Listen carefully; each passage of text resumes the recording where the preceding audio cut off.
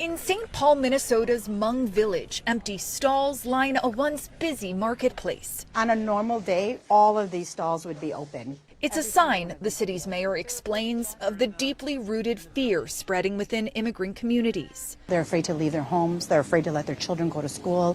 Mayor Kali Her says that fear has driven naturalized U.S. citizens, including her own parents, to hide in their homes. When I talk to them and they're telling me they are more afraid now than they were fighting communism in Laos during the secret war.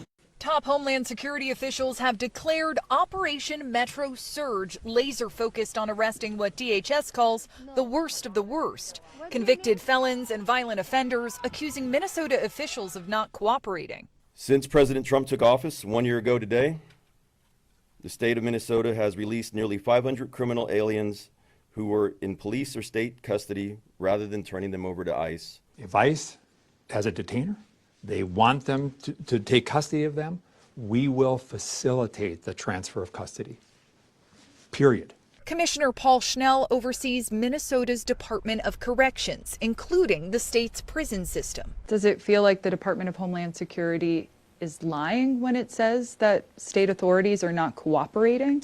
It is fundamentally false. We cooperate with ICE and ICE detainers. We have, as a matter of policy, done that for a long, long time. The Department of Homeland Security says roughly 450 criminals have been released into Minnesota's streets.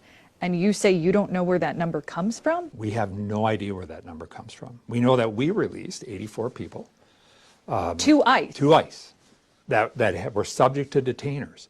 And so this notion that Minnesota is not honoring federal ICE detainers is utterly untrue.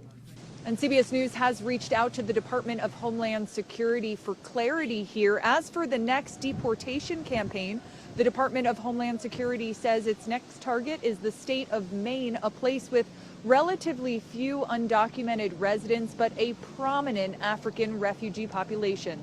Nicole Skanga, CBS News, St. Paul, Minnesota.